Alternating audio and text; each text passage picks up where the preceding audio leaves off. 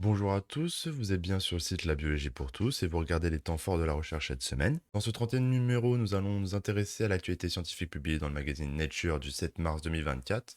Nous allons, comme à notre habitude, nous intéresser à l'actualité scientifique de la semaine, autour de trois sujets qui, je l'espère, vont vous intéresser autant que moi. Pour le premier sujet de la semaine, nous allons discuter du télescope spatial James Webb. Suite à la mise en place du télescope spatial James Webb en juin 2022, celui-ci a participé à la résolution de nombreux problèmes de par sa technologie bien plus avancée dont il dispose en comparaison de son prédécesseur Hubble.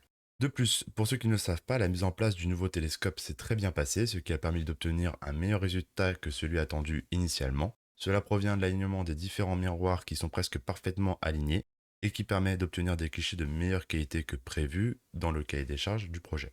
Le télescope James Webb a, comme expliqué plus haut, participé à la résolution de plusieurs problèmes, avec une assez grande facilité comparée à son prédécesseur. Mais récemment, il a pu observer les restes d'une étoile à neutrons suite à sa supernova. Avant de commencer, il faut préciser c'est quoi une supernova.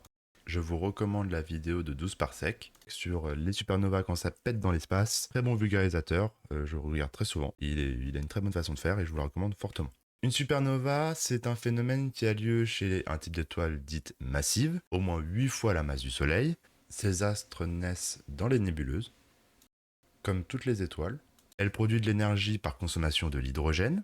Dès que l'hydrogène est totalement consommé, l'hélium est utilisé en remplacement afin de produire de l'énergie nécessaire pour l'intégrité physique de l'étoile. C'est grâce à l'énergie qu'elle produit qu'elle garde son intégrité physique. Lorsque cette étape a lieu, l'étoile va prendre en volume suite au changement de carburant et devenir une supergéante rouge. Quand l'étoile a fini de consommer ses éléments légers, hydrogène, hélium, carbone, silicone, elle atteint le stade du fer, qui ne permet pas de nouvelles formations d'atomes plus lourds et par conséquent de production d'énergie. À la fin de cette étape, la supernova a lieu suite à ce manque de production. Dès lors, des vestiges de supernova peuvent être observés et deux chemins s'offrent à l'étoile selon sa masse de départ. Soit la formation d'un trou noir si la masse de l'étoile est supérieure à 40 fois la masse du Soleil. La deuxième possibilité est l'apparition d'un corps dense équivalent à la masse du Soleil et d'une dizaine de kilomètres de diamètre seulement. On appelle cela une étoile à neutrons. Pour information, si on prélève une cuillère à café de matière issue de l'étoile à neutrons, celle-ci pèserait des centaines de millions de tonnes. Mais que reste-t-il après la supernova? Depuis 37 ans, nous avons un élément de réponse à notre problématique, mais sans les moyens technologiques de l'observer.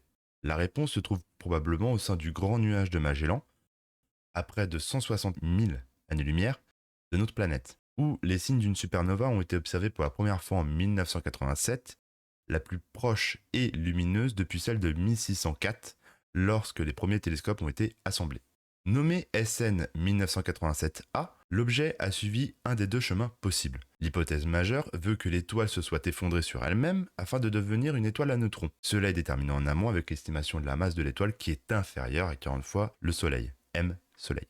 Aucune observation n'avait encore permis de confirmer notre modèle. Or, l'arrivée du JWST, le télescope spatial James Webb, il nous offre la possibilité de faire, grâce à l'avancée qu'il apporte, les constatations de cet événement. Que se passe-t-il à la fin?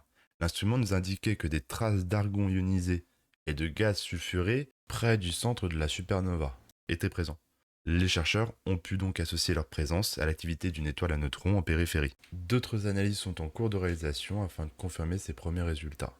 Alors, en ce qui concerne notre deuxième sujet de la semaine, donc l'utilisation de l'épigénétique pour réguler le cholestérol chez les souris, nous allons avoir besoin de plusieurs choses en amont afin de bien comprendre ce qui se déroule dans les équipes de recherche. Donc pour commencer, il faut savoir que l'ADN n'est pas seulement un code génétique pour la réalisation de protéines, notre ADN est également régulé afin d'avoir la bonne expression des gènes selon la situation. Comme vu en conclusion la semaine dernière pour le sujet numéro 1, les équipes de recherche ne se concentrent plus sur l'ADN car une modification erronée du code génétique serait gravée dans l'ADN. Et or, cette gravure dans l'ADN peut avoir des conséquences terribles sur d'autres mécanismes de défense ou de synthèse de l'organisme. Donc la recherche maintenant se concentre sur l'épigénétique car les risques semblent faibles en comparaison avec des modifications de l'ADN.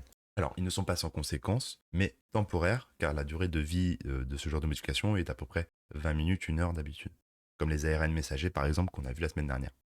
Plusieurs éléments qui vont agir directement sur l'ADN peuvent avoir un effet stimulant ou inhibiteur sur l'activité génétique. Par exemple, les méthylations de l'ADN, comme vu la semaine dernière, peuvent induire un changement de l'activité d'expression du gène.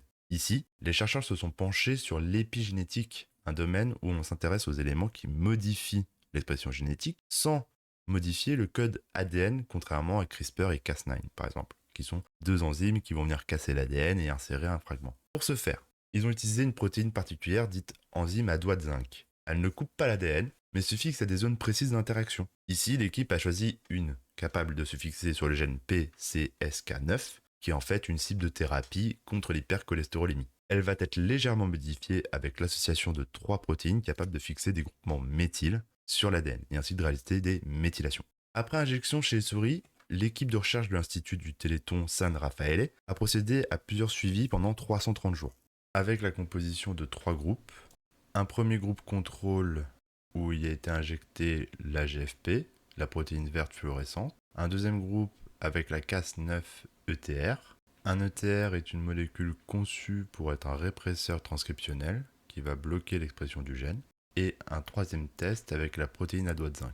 Les chercheurs ont réalisé plusieurs prélèvements de sang en amont et après l'injection des différents traitements, à J-1, 1, 3, 6 jours jusqu'à 330 jours. Ces prélèvements sanguins ont permis la réalisation de tests dits ELISA afin de mesurer le niveau d'expression de la protéine PCSK9. Après analyse du niveau d'expression de la protéine PCSK9, il s'avère que celle-ci est inhibée suffisamment pour induire une diminution du taux de cholestérol dans le sang. De plus, celui-ci est resté similaire au cours des 330 jours de suivi. Donc cela relance une fois de plus la course au traitement épigénétique, car il semble démontrer une fois de plus leur efficacité, et cette fois-ci même une efficacité sur le long terme. Pour rappel, les modifications dites épigénétiques sont des modifications considérées comme passagères. Or, cette étude a également observé une conservation des marqueurs épigénétiques, les méthylations sur l'ADN, etc., lors de l'ablation partielle des foies des souris après injection. La régénération des foies a eu lieu, et les méthylations induites par l'injection du traitement aussi sont restés. Cela semble nous indiquer que ces traitements sont plus sûrs qu'une édition du génome. Néanmoins, leur sécurité pour une future utilisation thérapeutique doit être confirmée par un test chez l'homme. Alors, en ce qui concerne notre troisième sujet de la semaine, donc l'utilisation d'un traitement contre l'asthme pour lutter contre les allergies alimentaires. Donc cette dernière actualité de la semaine, nous allons aborder le sujet de recherche de l'équipe de Robert Alan Wood de l'hôpital Johns Hopkins aux États-Unis. Donc, ils étudient les allergies alimentaires. Ils ont récemment identifié un traitement potentiel pour limiter la réaction qui peuvent être mortelles pour certains lors de l'ingestion de certains aliments. Donc, le traitement découvert n'a rien de nouveau, hein. Il a déjà été utilisé et autorisé depuis les années 2003 par la FDA, donc la Food and Drug Administration.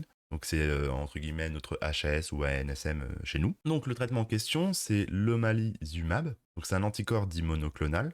Il a été créé pour cibler un autre anticorps humain, les IgE, pour immunoglobulines E. Et en fait, cette cible, l'IgE, est produite lors des réactions inflammatoires, où le corps détecte un allergène, exemple la protéine contenue dans les cacahuètes, et dans les cas les plus extrêmes, une trop grande accumulation de ces IgE peut conduire à un phénomène de choc anaphylactique. Pour ceux qui ne savent pas, les chocs anaphylactiques est une réaction violente en réponse à un allergène, souvent induit par une hypersensibilité face à celui-ci, et qui peut conduire à la mort du sujet. Actuellement, il n'y a qu'un seul traitement disponible face aux allergies alimentaires induites par les cacahuètes, c'est le Palforzia, qui en fait est une poudre de protéines de cacahuètes afin d'habituer le corps progressivement à la présence de l'allergène. Ce qui va créer une résistance. Il faut environ 6 mois pour développer une résistance suffisante aux allergènes. En comparaison avec l'omalizumab, il faut à peu près quelques heures pour développer une résistance face aux allergènes. Donc ce qui est quand même assez efficace, du fait que justement leurs IgE sont ciblés directement par le traitement qu'ils viennent de prendre.